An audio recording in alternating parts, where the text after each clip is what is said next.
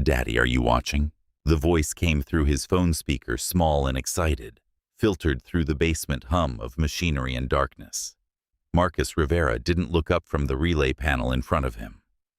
He had been staring at this panel for 3 hours now, watching the same numbers repeat, watching the same warnings flash red on his diagnostic tool. December 23rd, 8:47 in the evening. The city was performing above him. Aldridge Tower stood 42 stories high, its glass face catching every color the sky could throw at it. Amber from the plaza spotlights below, blue-white from the television crews setting up on the corner for the fireworks broadcast. The faint anticipatory glow of fireworks, not yet lit, but already promised. On the streets above, vendors sold roasted chestnuts from silver carts. A string quartet was playing somewhere near the lobby entrance. The sound of celebration had become a weight in the basement, a pressure that settled in Marcus's shoulders and his jaw, reminding him that the world above was celebrating while he stood alone in the fluorescent darkness below. Sophie. His 6-year-old daughter was still on the line, still waiting for an answer. "I see Lilybug." The nickname came out of his mouth automatically. He had called her that since she was born, and even though she was 6 now, and insisted she was too old for nicknames, they both knew she secretly loved it. The man on the news says the big ones start at 9. "Can you come up? Can you watch them from the roof?" Marcus finally looked at his phone. His daughter's face was lit up orange from the television in Mrs. Pearson's living room. Her chin was resting on her knees. Her hair was in 2 uneven braids that he had done himself that morning while she ate cereal and corrected him about how tight they should be. He had been getting better at braids. Barely. "I'm still working, baby. But you can watch from Mrs. Pearson's balcony, right? She has a good view." Sophie's face fell. It was only for a moment, but Marcus saw it. He always saw it. She had learned to read people because her father was terrible at hiding things. "You said you would try," she said quietly. "I know, baby. I will try. But work might keep me late." "You always say you'll try. You should try harder." 6 years old, and she was already learning how people said things that weren't quite true. Already learning that adults made promises they couldn't keep. Marcus felt something crack open in his chest. The guilt that lived there permanently, the guilt about Dana, the guilt about his choices, the guilt about not being enough. "You're right," he said. "I'll try harder, I promise." Sophie smiled. It was a small smile and it broke his heart. "Now go enjoy the show, okay? And Sophie, don't go near the balcony window when the fireworks start. They're loud." She made a dismissive sound that was pure 6-year-old confidence. "I'm not scared of fireworks, Daddy. I know you're not, baby, but loud is still loud. Promise me you'll stay back." "Promise," she said, and she wriggled back into the couch, already forgetting him, in favor of the pre-show announcement. He ended the call and set the phone face down on the concrete floor. The relay diagram in front of him was not encouraging. Marcus had been with Aldridge Property Services for 6 years now. Before that, he had been a licensed electrical engineer for a defense contracting firm in Maryland. 12-hour days, significant salary, a business card with a title printed in fancy font. That life had ended suddenly with a blue sedan running a red light and a hospital room and a custody agreement that nobody had expected to write. Dana, his ex-wife, had survived the crash. She had survived it and then decided that being a mother wasn't what she wanted to do. The paperwork had been efficient. She had signed away parental rights without negotiating. Marcus had looked at the business cards and looked at his daughter, who was 10 months old and didn't understand that her mother had left, and made a decision that felt less like a choice and more like the laws of physics. You moved toward the weight. You didn't move away from it. Now he worked maintenance at Aldridge. He was the best maintenance technician they had. His supervisor knew it. and used it. His colleagues respected him and occasionally resented him. The tenants above him in the marble lobby and the glass-walled executive suites mostly didn't know he existed. He preferred it that way. The relay diagram showed what he had suspected for 2 weeks. The VIP elevator shaft, the private car that served floors 38 through 42, had a critical fault in its secondary power circuit. He had filed the maintenance request on December 9th. It had been marked low priority by building management because the elevator was rarely used during non-event hours. Tonight was an event. Marcus pulled his diagnostic tool from his kit and pressed it to the main contact strip. The reading came back wrong. Not wrong like miscalibrated, wrong like dangerous. The kind of wrong that meant if someone got in that elevator, if the secondary relay failed while they were between floors, they could be stuck. Or worse. He tried to call the VIP lobby. The phone rang. Rang again. No answer. Of course not. It was 8:47 on December 23rd, and nobody was monitoring the maintenance line. He called his supervisor. Voicemail. He left a message about the relay panel and marked it urgent, knowing it wouldn't matter. Knowing that urgent on Christmas Eve meant nothing to anyone. He set the phone back down and stared at the relay panel, at the warnings flashing red, at the system that was failing quietly and visibly 40 stories above his head. 40 stories above Marcus Rivera, Catherine Wells was deciding to leave her own party. This wasn't unusual. She had hosted 37 corporate events in the past 4 years. She had stayed at most of them long enough to shake the hands that needed shaking and say the sentences that needed saying. Then she departed with the practiced efficiency of someone who understood that her presence was a resource to be deployed, not enjoyed. She did not enjoy parties. She endured them. Catherine Wells was 36 years old, with the kind of precision beauty that looked severe in photographs and more unsettling in person. Dark hair cut to the jaw, cheekbones sharp as a financial forecast, eyes the specific gray-green of winter harbor water. She had been described in business profiles as formidable, exacting, relentless, and once memorably as a chess player who finds the other party's move amusing before destroying them. She had not corrected this. Accuracy was accuracy. Her company, Wells Capital Group, had closed 3 major acquisitions that quarter. The celebration was technically for her team. 60 people who had worked brutal hours for 5 months straight. She had given a speech at 8 o'clock. It had been exactly 6 minutes long, well-received, and entirely impersonal. Now it was 8:47 and she was done. Catherine moved toward the exit with the practiced efficiency of someone who had done this 37 times before. Her assistant, a composed young woman named Devin Reeves, appeared at her elbow. The Donovan Group representatives haven't arrived yet. You did agree to meet them tonight. I agreed to make myself available until 9 o'clock, Catherine said. She handed her champagne glass to a passing server without looking at them. Tell them 9 o'clock is the window. If they miss it, they can call the office Monday. Of course. Devin paused, the kind of strategic pause that indicated she was about to deliver information she knew her boss would not like. There's also the matter of the elevator maintenance. We sent a note that the VIP car may need attention. It might be down for the evening. Catherine had already started moving. I'll use the main elevator. The main elevators are backed up from the party traffic. It will likely add 20 minutes to your descent. Catherine didn't break stride. Then I'll wait.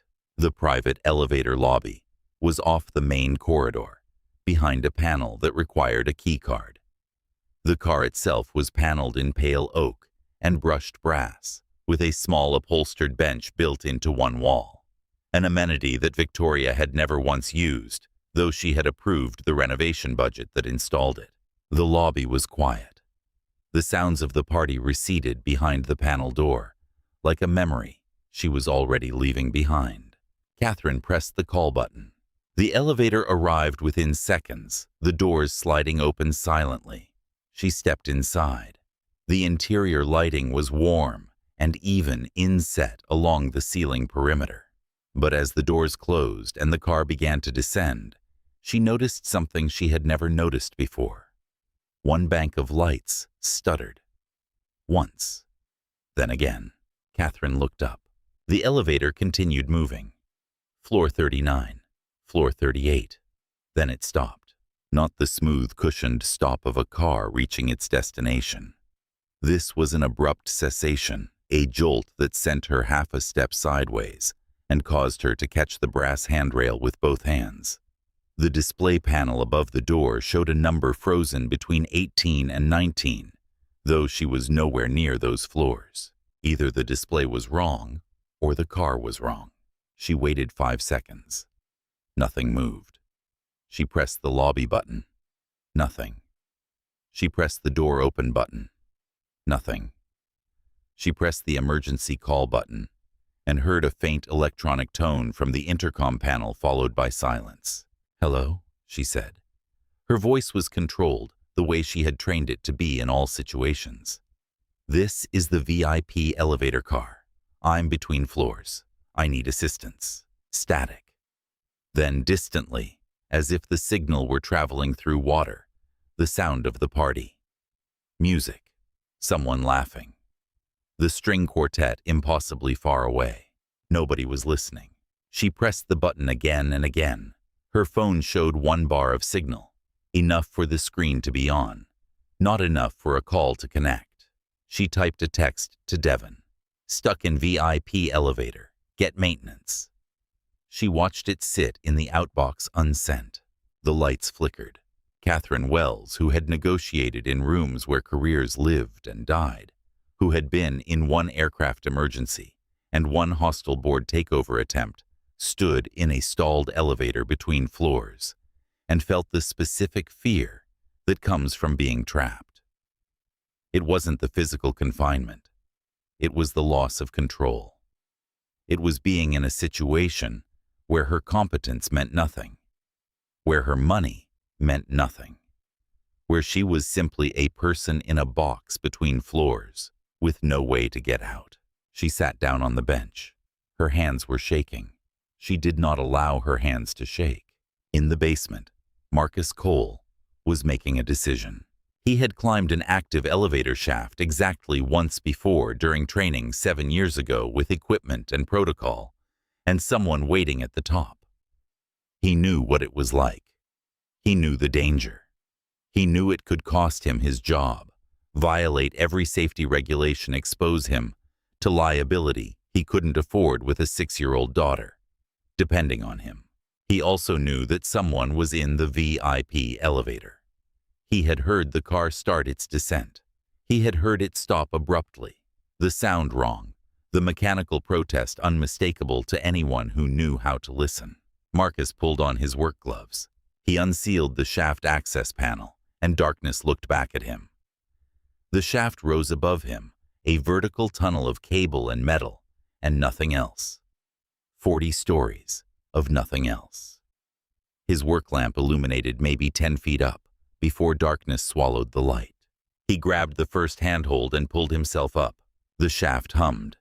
He could hear the elevator car, above him, caught on the secondary relay, the machinery trying to compensate, clicking and straining. The sound told him everything. The system was seconds away from complete failure.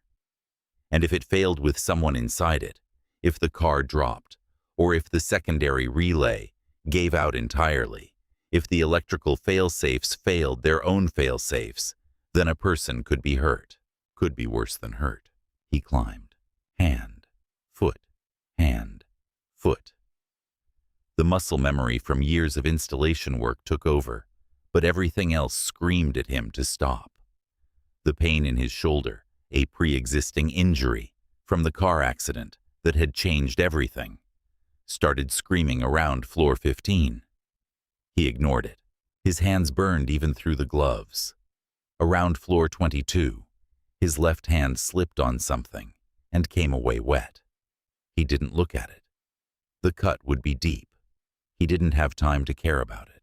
Around floor 31, doubt hit him like a physical thing. This was a violation of every rule, every protocol, every safety requirement. He would lose his job. Aldridge would fire him and likely sue him. The union might decertify him. And there was Sophie. There was always Sophie. There was the custody agreement that was contingent on him being stable and employed and able to provide for her. There was everything he had built in the last 6 years, balanced on the edge of a knife. He kept climbing. He could hear the elevator above him now, really hear it. Could hear it trying to move. Could hear the relay clicking, clicking, clicking like a mechanical heart under stress. At floor 38, he pulled himself up onto the secondary landing. His hands were slick with blood. His shoulder was on fire. His breath came in gasps. The maintenance access was right there. He unsealed the panel. He pried open the shaft doors. Light poured out of the elevator car, harsh and fluorescent. And for a moment, he couldn't see anything except that light and the shape of a woman inside, standing with her back to him, one hand on the brass handrail, perfectly still. Catherine Hale heard the sound before she understood it. A grinding metal-on-metal sound. Then a shaft door screaming open. Then light. A work lamp harsh and yellow, and a man silhouetted in the opening chest, heaving, hand bleeding. "I'm sorry it took me so long," he said, still breathing hard, as if he were explaining a technical problem, and not the fact that he had just climbed 40 stories through a pitch-black shaft. "I came as fast as I could." For a moment, Catherine couldn't move. This was impossible. You couldn't climb a shaft. You couldn't just appear. You didn't, but he had. He did. The elevator's secondary relay is critical. He continued, still breathing hard, still staring at her, like she was the one who had done something brave. "I had to get you out before it failed completely." "You climbed," she said. "Yes." "Through the shaft." "Yes." "That's illegal." He looked at her, and there was something in his expression that shifted everything. Not judgment, not pity, just clarity. Just the look of someone who had made a choice and wasn't going to apologize for it. "Your safety is illegal," he asked quietly. "I hadn't heard that before." "What's your name?" Catherine said. "Marcus Cole. Maintenance." "Marcus Cole," she said slowly, as if she were testing out the weight of the name. "You just risked everything to get me out of this elevator." "Yes, ma'am." "Don't call me ma'am," she said. "Not after that. Call me Catherine." "Catherine," he said, and he extended his bleeding hand to her. "Let's get out of this shaft." She took it. The walk down was slower than the climb up. Marcus was bleeding. Catherine was shaking, though she was trying not to show it. The building's security chief was waiting at the bottom of the shaft, and there was a moment of pure electric silence as the situation became apparent. A maintenance worker had climbed an active elevator shaft. A tenant, a powerful tenant, was being helped out of that shaft. Questions were being asked silently, and Marcus was already prepared to take the fall. Catherine looked at the security chief. "Call building management," she said. "Tell them the VIP elevator had a critical relay failure. Mr. Cole here was following my explicit instructions to ensure my safety and the safety of this building. I want a full incident report on my desk tomorrow morning, and I want maintenance scheduled for the entire VIP shaft before we allow anyone in that car again." The security chief nodded and moved away, making calls. "The medical office is 2 floors down," she said. "Come with me. I should get back to work." "You should get your hand looked at," she said, in a tone that suggested this was not a negotiation. They walked through the building's corridors like an odd pair. The maintenance worker covered in sweat and grease and blood. The executive still in her party dress, still composed except for her hands, which had never quite stopped shaking. The building's medical office was small and efficient. The nurse who opened the door at this hour was professional and discreet. She cleaned the cut, which was deep but not arterial. She stitched it. She wrapped it. Tetanus is current, Marcus said. Good, the nurse said. When they left the medical office, Catherine turned to Marcus in the empty corridor. Why did you do that? She said. Do what? Climb the shaft. Risk everything. He was quiet for a moment. His hand throbbed. His shoulder throbbed. Everything in him was screaming to leave, to go back down to the basement, to pretend this night never happened. Because someone needed help, he said. And I could help. So I did. You don't know me. No, he said. I don't. You're risking your job, your reputation, your entire livelihood. Yes. Why would you do that for a stranger? He looked at her, really looked at her. At the woman who was trying so hard to hold herself together. At the woman who had been terrified in that elevator and had tried not to show it. At the woman who was probably used to doing everything herself, solving everything herself, being impeccable in every way. Because I couldn't not, Marcus said simply. Some things you do because you can't live with yourself if you don't. They stood there in the quiet corridor between the party and the basement between worlds. I should get back to work, he finally said. Where do you live? Catherine asked suddenly. What? Where do you live? Your address. Why? Because I'm looking into it, she said. I'm looking into everything. The elevator failure, building maintenance protocols. And you. Whatever consequences come from what happened tonight, they won't come to you. That's what I can do. That's the one thing I can actually do to make this okay. My supervisor will file a report. Let him. I'll file a report too. My report will be the one that matters. He wanted to argue, wanted to tell her that he didn't need her help, wanted to go back to his life, his basement, his routine. But he thought about the future. He thought about explaining to Sophie why he had lost his job. He thought about the fragile balance of his life. And he said, Tremont Avenue, Building 32, Apartment 3B. Catherine nodded. I'll have someone look into it. Look into what? Everything, she said again. The rest of the night, Marcus worked in the basement, waiting for consequences that didn't come. The next morning, he was called to the office of his supervisor, who looked confused, and told him that Miss Catherine Wells had filed a commendation. Not just a report. A commendation. A formal recognition that Marcus Cole had prevented a catastrophic safety failure by acting decisively and with full authorization from building management. His supervisor didn't ask questions. He didn't need to. The lie was too big, too official to contradict. Marcus said yes before the supervisor could change his mind. That night, when Marcus picked up Sophie from Mrs. Pearson's, Sophie asked why he wasn't smiling. She read people well because her father was terrible at hiding things. Marcus told her he had helped someone at work. A lady. Is she nice?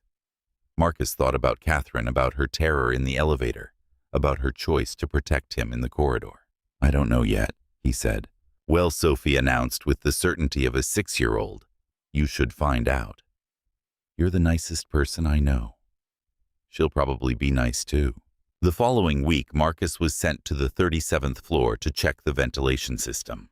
As he walked past the conference room, he saw Catherine eating lunch at a table by herself, reviewing documents.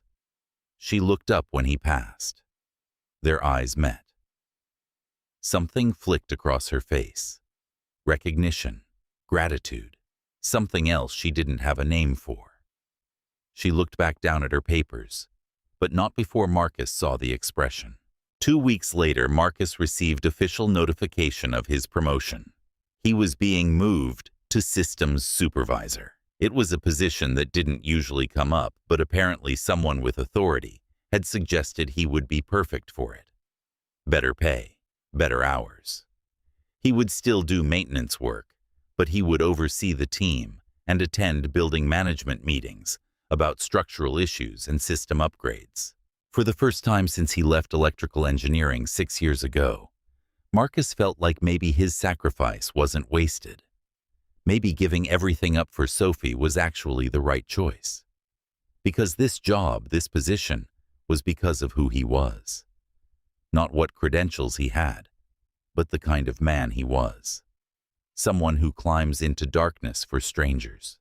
Someone who shows up. The first building management meeting Marcus attended was on the 37th floor. There were 7 other people there, including Catherine. She was at the head of the table reviewing files about a building that Wells Capital had recently acquired. She acknowledged Marcus when he walked in with the slightest nod.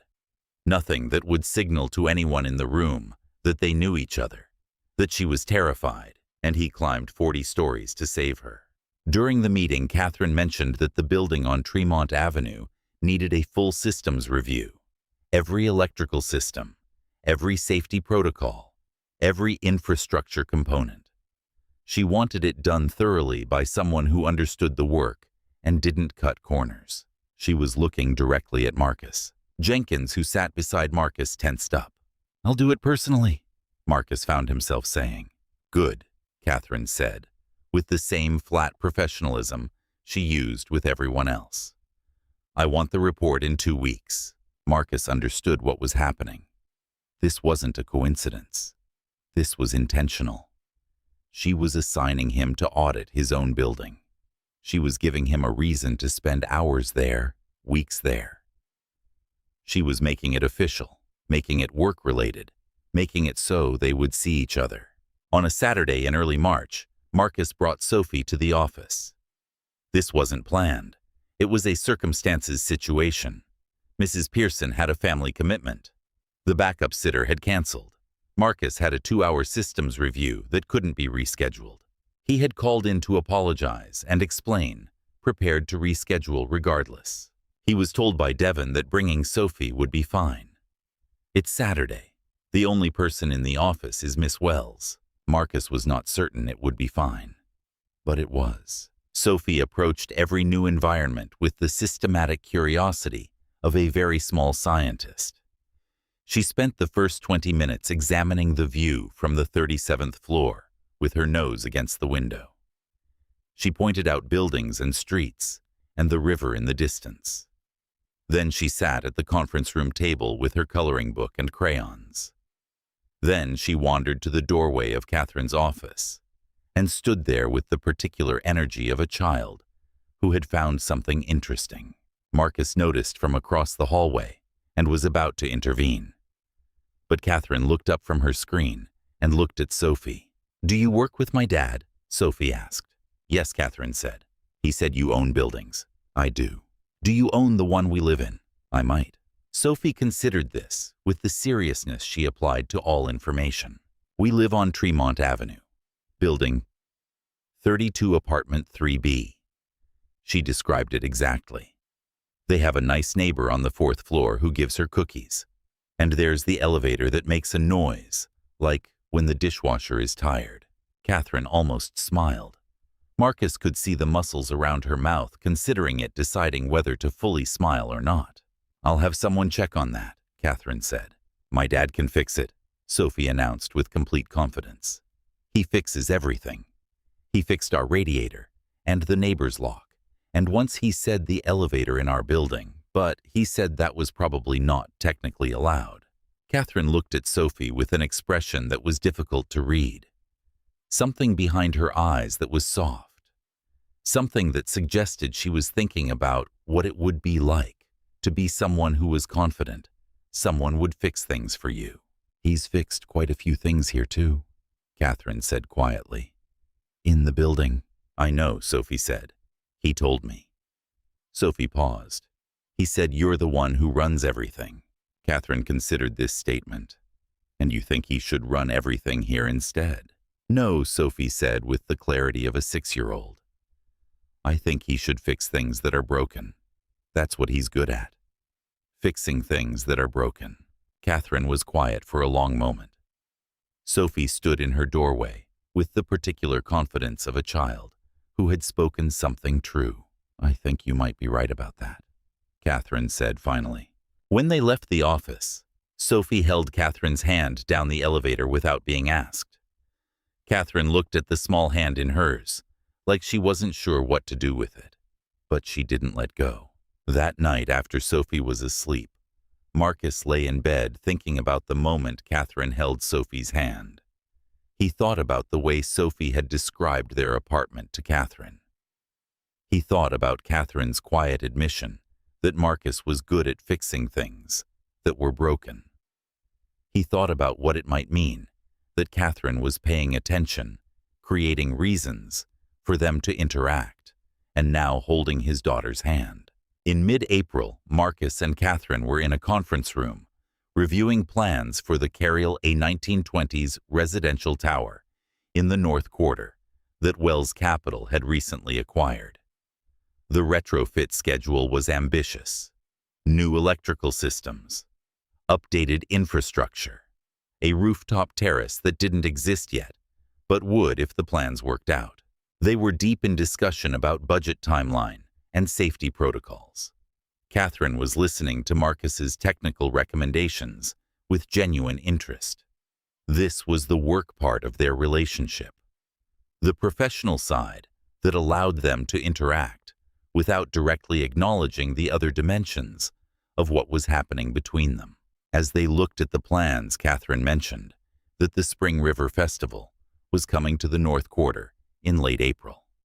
The festival included fireworks over the river. The Cariel's rooftop would have a perfect view. They could host a community event. They could align the building launch with the festival. It was good business. Marcus looked at the calendar. April 26th, a Saturday. Sophie didn't have school. He said they should do the event on that night. They should coordinate with the city, so the fireworks viewing was part of the building launch. Make it more than just commercial. Make it about the community and people coming together. Catherine looked at the proposal. Her expression didn't change, but something shifted in her eyes. "You're suggesting this for the building," she said. "Yes," Marcus said. "Or you're suggesting this because your daughter would be available on that date." He didn't deny it. Some things were worth being honest about. "It's good for the building," he said. "And yes, Sophie should be there. But I wouldn't have suggested it if it wasn't good for the business."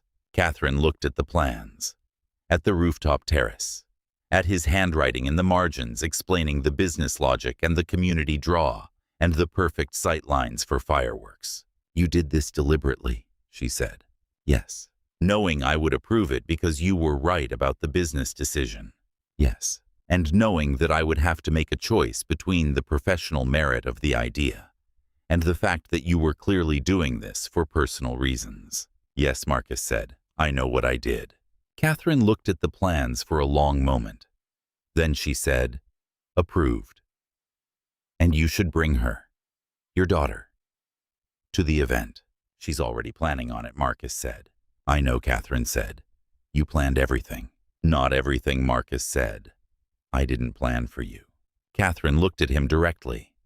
There was vulnerability in her expression, and also fear. The fear of someone who had never been the object of someone else's intention. The fear of someone who had always been alone. For what? For this. For you. "I didn't plan for you." April 26th arrived clear and cold, the way spring evenings sometimes are. The temperature honest about the season. The sky unwilling to compromise on its darkness, which made the fireworks extraordinary. Sophie stood at the rooftop terrace railing with her hands gripping the top bar. Her braids were tight, tighter than they had been in the past, because her father had been practicing. It showed. She was watching the sky above the river do everything it knew how to do.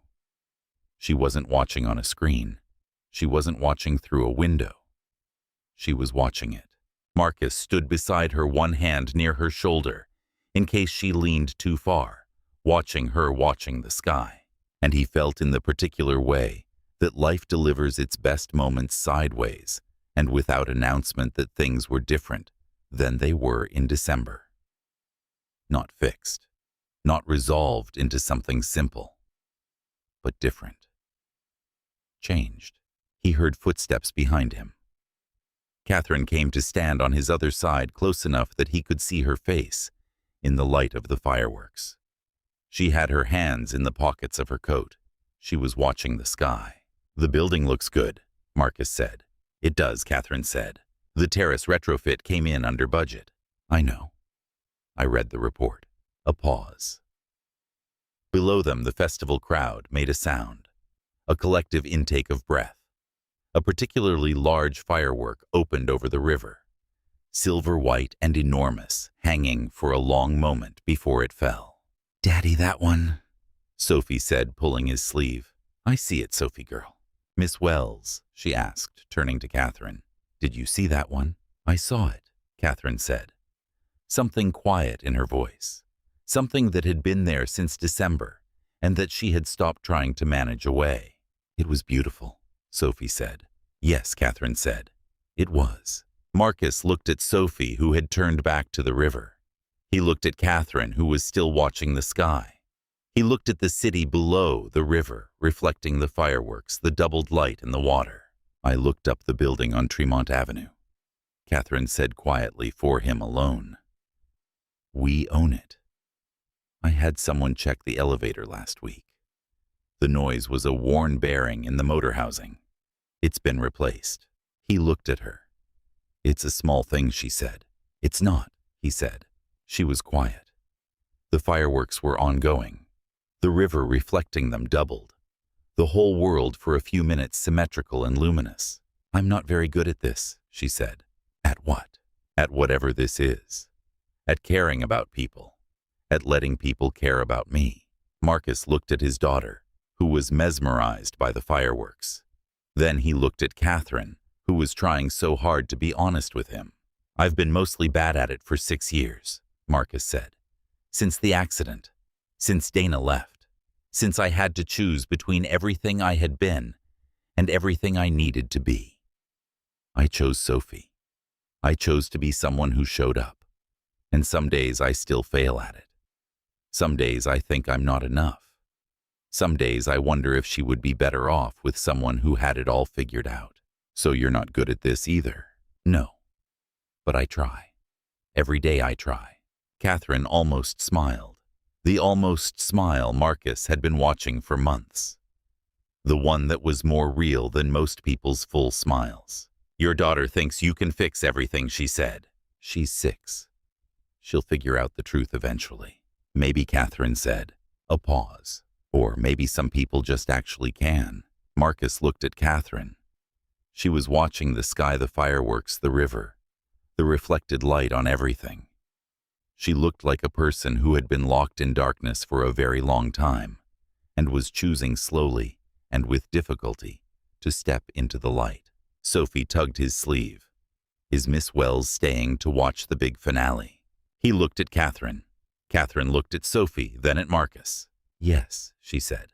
"I think I'll stay." They watched the finale together.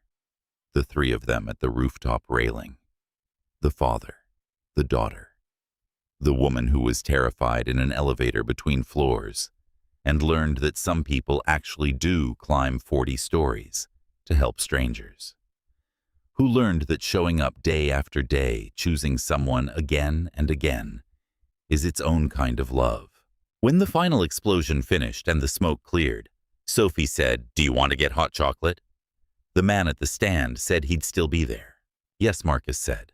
"Yes," Catherine said at the same time. They walked down from the rooftop, the 3 of them, and Catherine held Sophie's hand. When they got to the ground level and Sophie let go to run toward the hot chocolate stand, Catherine reached for Marcus's hand instead. He held on. Later, when Sophie was asleep that night, she had a dream about fireworks and rivers and her father fixing broken things. And in that dream, she understood something she didn't have words for yet. That fixing things meant showing up. That love meant paying attention. That the people who mattered were the ones who climbed through darkness again and again because someone needed them. And on his own bed, unable to sleep, Marcus thought about the moment in the shaft when he unsealed the doors. He thought about Catherine's face when she saw him. He thought about the choice she made in that corridor to protect him, to make sure he didn't lose everything. Some people carry their value in titles and credentials and the rooms they're allowed to enter. Others carry it in the hand they hold, in the daughter they raise, in the person they become because someone needed them to become it, in the one moment again and again when they choose to climb into the darkness because the light on the other side of it matters. The city was still performing. Aldridge Tower still stood 42 stories above the street. But inside the building in the basement and the 37th floor, and a small apartment on Tremont Avenue, people were learning how to matter to each other, how to show up, how to fix broken things, not because they wanted credit, but because they couldn't live with themselves if they didn't. Marcus continued his work as systems supervisor, but now he did it with the knowledge that his sacrifice 6 years ago wasn't wasted, that choosing Sophie over his career was the right choice, that being invisible, being quiet, being the person who fixes things without asking for credit, that wasn't a failure. That was a kind of strength. Catherine stopped hosting events she didn't enjoy. She started taking lunch in the conference room, and sometimes Marcus joined her. They talked about buildings and systems and the city. They talked about what it meant to be present for someone. They talked about what it meant to try every day, to be better. Sophie grew up knowing her father as someone who climbs into darkness when people need him. She grew up knowing Catherine as the woman who decided to stay. She grew up knowing that love isn't about being perfect or having everything figured out. It's about showing up. It's about trying again. It's about holding someone's hand on a rooftop while the world lights up. This was the story of a maintenance worker who climbed 40 stories to save a stranger. This was the story of a woman who learned that she was worth saving. This was the story of a daughter who knew even when her father forgot that he could fix broken things. And this was the story of what happens when you choose in the darkness to climb toward the light.